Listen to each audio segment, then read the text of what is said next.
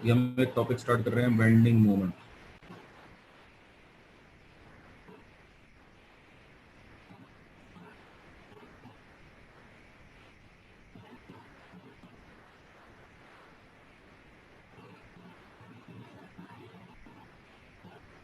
ये एक beam consider कर लेते हैं।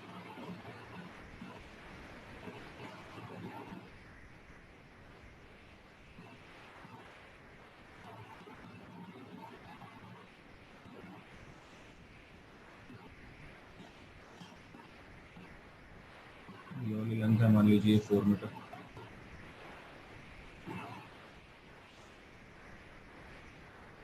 ये वाली लेंथ भी 4 मीटर।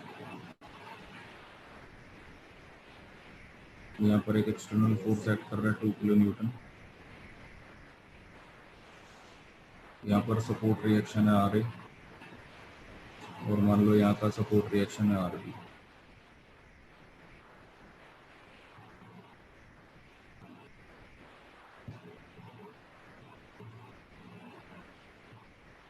तो हमें इसकी बेंडिंग मोमेंट्स फाइंड करनी है और उसके कॉरस्पॉन्डिंग जो बेंडिंग मोमेंट डायग्राम है वो बनाना है।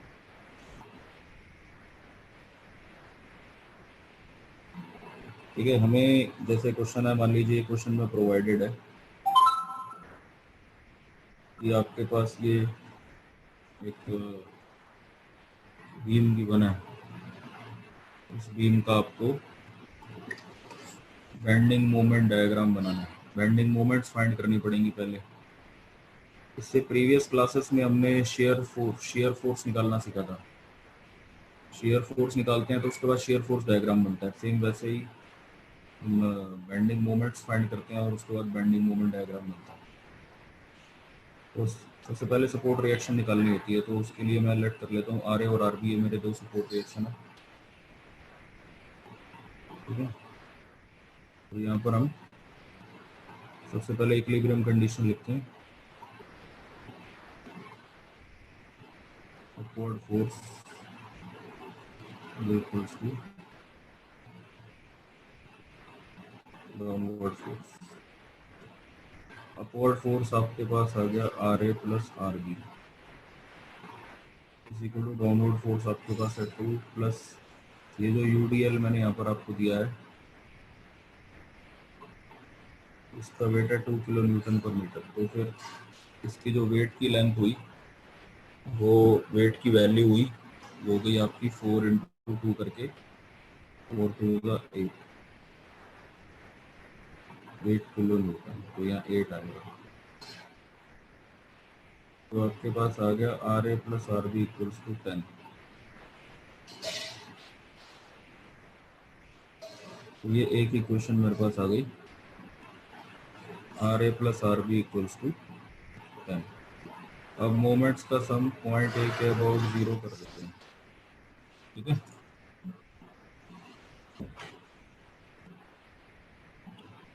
पॉइंट ए के अबाउट जो है ना, मोमेंट का सम 0 करते हैं। तो मेरे पास आएगा, जैसे ये वाला फोर्स है 2 किलो न्यूटन इंटू 4, डिस्टेंस इसका 4 है, फिर 8 किलो न्यूटन इसका डिस्टेंस बनता है, ये मिड पॉइंट पर है ना 2 मीटर, तो ये बनता है 6, और फिर माइनस आर बी इंटू 8, इन सबका सम 0। ये मेरे पास आ गया 8 plus 48 minus 8 R B equal to 0। 8 R B is equal to,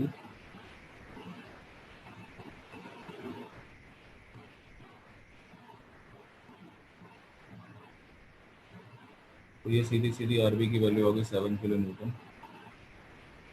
अगर मैं इसको 1 में पुट कर दूं तो ये आर ए मेरे पास आ जाएगा 10 माइनस 7 3।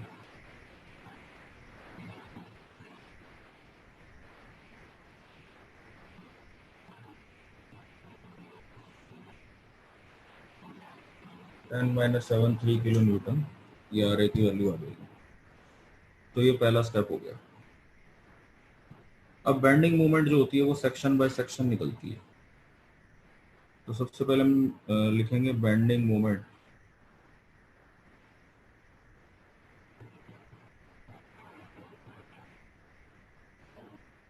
In section AC.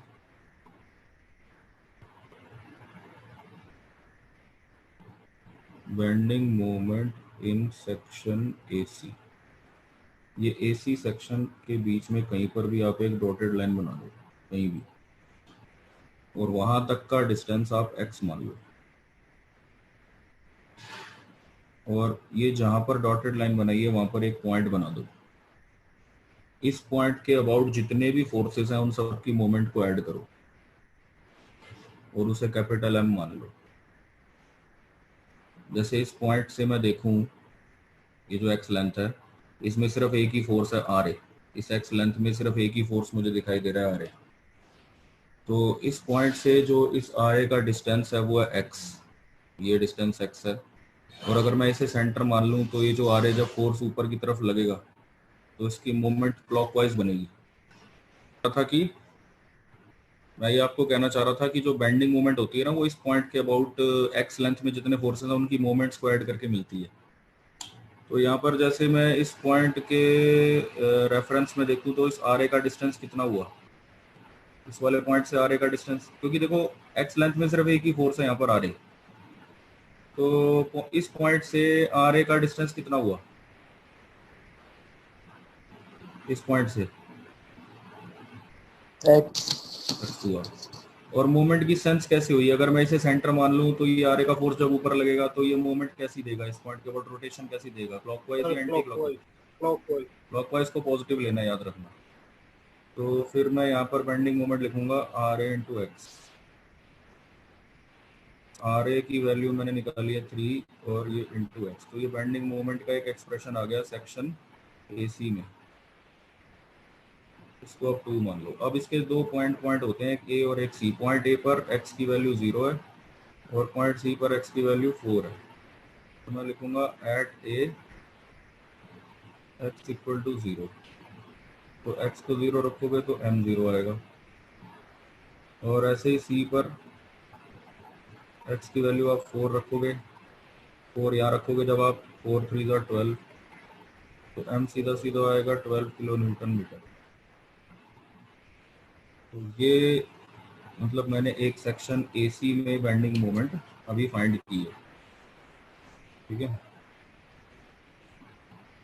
अब मैं अगले सेक्शन की बात करता हूँ आपसे, फिर उसके बाद इसका बेंडिंग मोमेंट डायग्राम बनाएंगे। बेंडिंग मोमेंट डायग्राम तब तक नहीं बनेगा जब तक कि सारे सेक्शन की बेंडिंग मोमेंट आपके हाथ में नहीं आ जाएगी।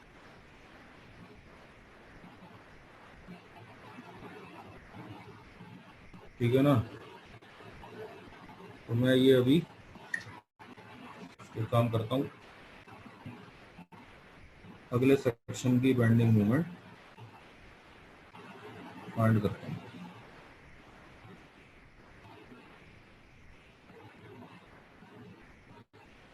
इसका अगला सेक्शन, अब जैसे एक सेक्शन तो हमारी था ये ए सी, ठीक है, अब अगला सेक्शन बनता है सी बी। तो अब आप एक काम करोगे,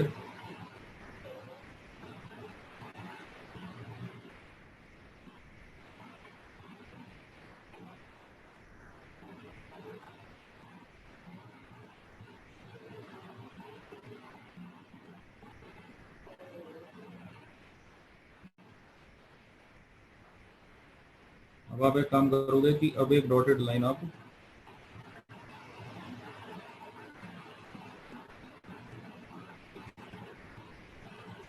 एक डॉटेड लाइन इस सी बी सेक्शन में कहीं भी बना दो जहाँ आपको सही लगे।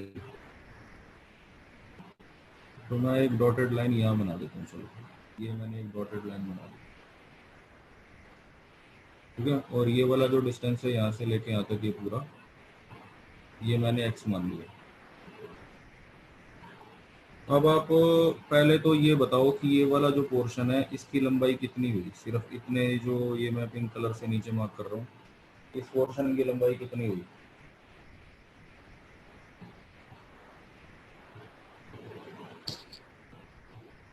x -4। x माइनस 4 हुई ना, क्योंकि देखो ये पूरा पिंक वाला यहाँ तक x है, उसके नीचे ये 4 है, तो x माइनस 4। तो इसकी लंबाई मैं यहाँ लिख देता हूँ जी, ये x माइनस 4 है। और इस यूडीएल का जो वेट है पर यूनिट लेंथ वो है 2। तो इस पोर्शन का वेट कितना हुआ फिर? पर यूनिट लेंथ का वेट अगर 2 है तो इतने पोर्शन का वेट कितना हुआ? Sir 2 into x minus 4। 2 into x minus 4। तो यहाँ मैं लिखता हूँ जी, इसका वेट हो गया, वेट हमेशा मिड पॉइंट पर होता है, 2 इंटू ब्रैकेट में एक्स माइनस 4। ठीक है, 2 इंटू एक्स माइनस 4 ये इसका वेट हुआ। अब सीधी सी बात है, जो वेट होता है वो मिड पॉइंट पर होता है। ठीक है, वेट हमेशा मिड पॉइंट पर होता है, वेट हमेशा मिड पॉइंट पर होता है। तो अब आप मुझे ये बता दो कि ये वाली जो लेंथ है ये कितनी होगी? What is this length? Total length थी x minus 4। Sir x minus 4/2। तो ये वाली जो लेंथ आपकी यहाँ से यहाँ तक ये वाली होगी ना, ये होगी x माइनस 4/2। x माइनस 4/2 थोड़ा छोटा लिखा हुआ।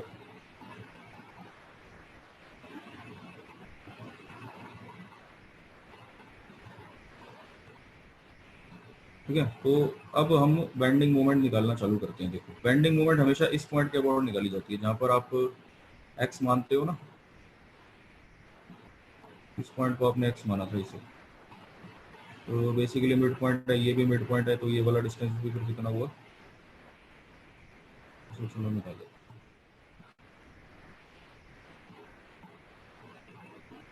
मिड पॉइंट से था ना, तो ये वाला डिस्टेंस भी फिर आपका उतना ही हुआ।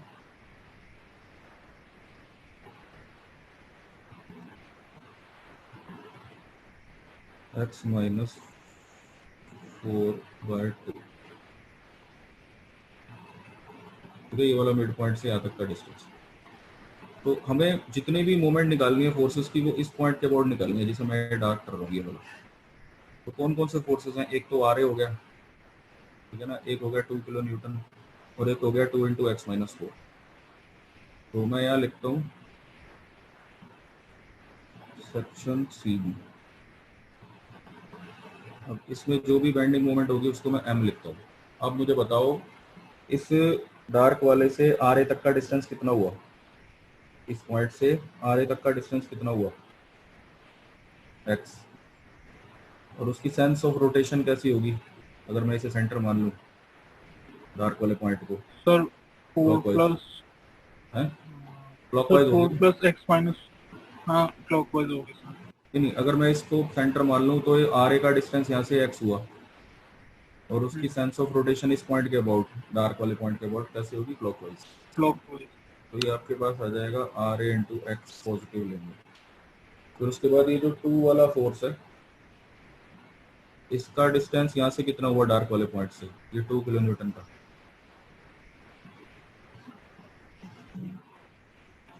Sir x minus 4। क्या हुआ? एक्स माइनस 4 हुआ, ठीक है। X minus 4।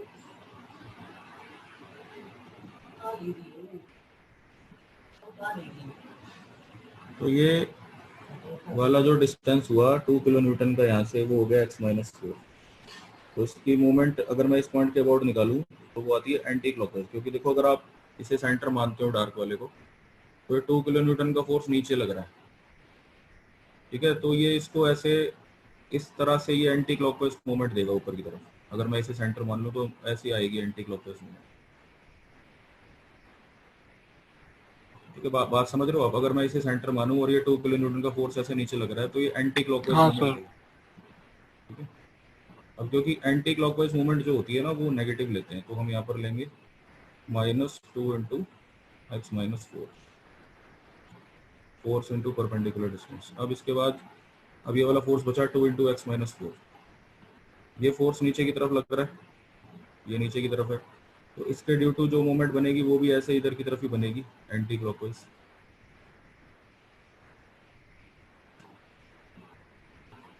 ठीक है, ये फोर्स अगर नीचे लगेगा तो ये मोमेंट अपनी ऐसे पैदा करेगा एंटी क्लॉकवाइज डायरेक्शन में, तो इसलिए इसको भी माइनस में ही लेंगे।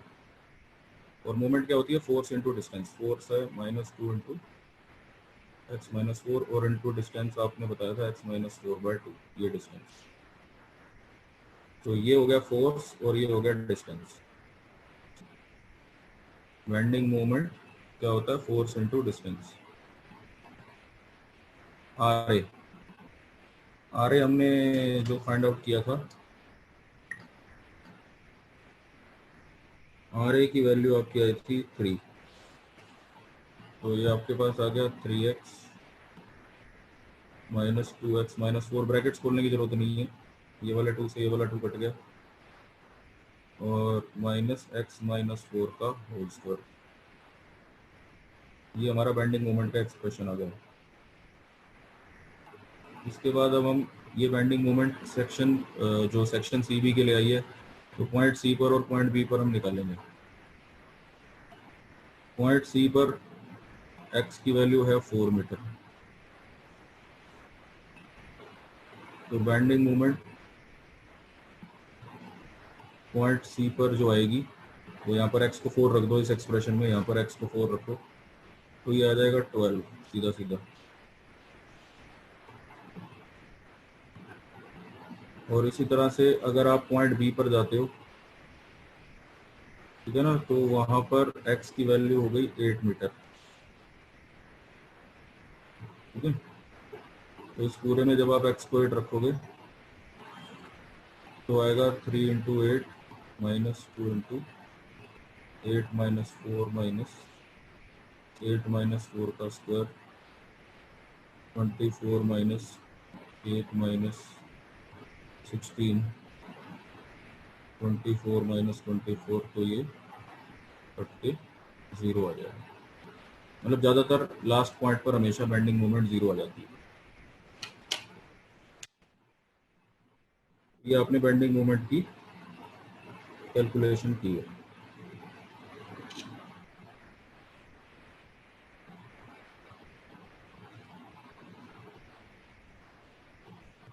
दोनों एंड पॉइंट पर हमने निकाली है।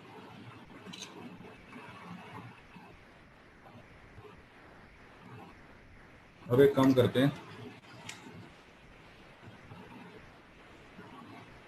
कि इसको प्लॉट करते हैं,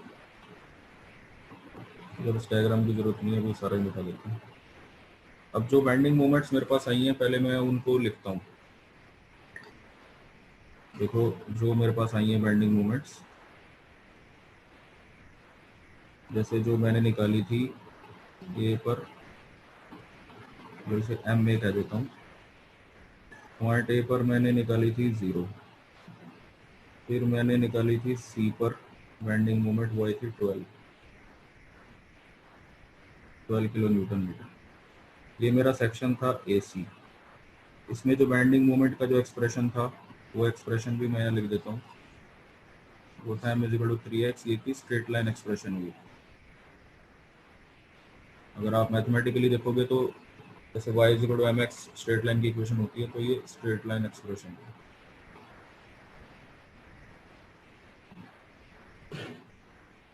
ठीक है, फिर उसके बाद मैंने नेक्स्ट जब मैंने किया तो मैंने बेंडिंग मोमेंट निकाली, पॉइंट सी पर निकाली, वो आई मेरी 12 किलो न्यूटन मीटर।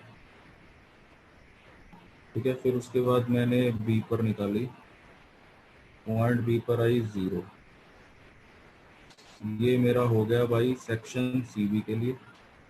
और इसमें जो बेंडिंग मोमेंट का एक्सप्रेशन था वो ये था 3x -2 इंटू x-4 x-4 का होल स्क्वायर, जो कि एक पैराबोला का एक्सप्रेशन है। मैथ्स थोड़ी सी इसमें मैं आपको बता रहा हूँ, पैराबोला का एक्सप्रेशन है ये।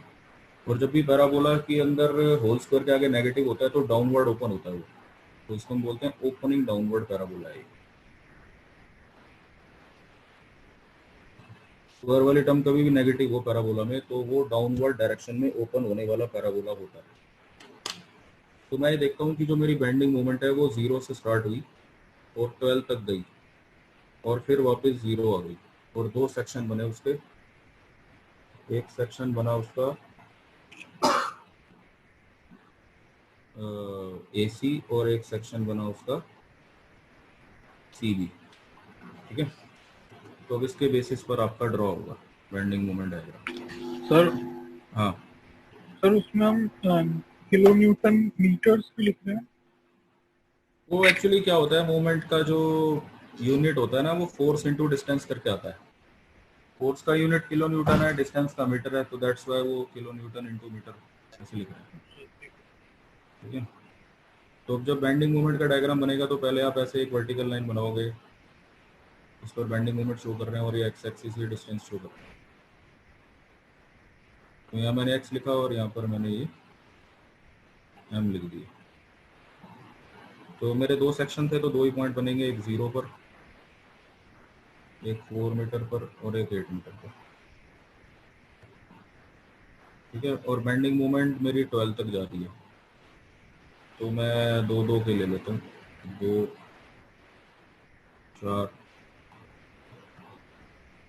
6 8 10 12 और जो इसका यूनिट है किलो न्यूटन मीटर वो यहाँ लिख देता हूँ।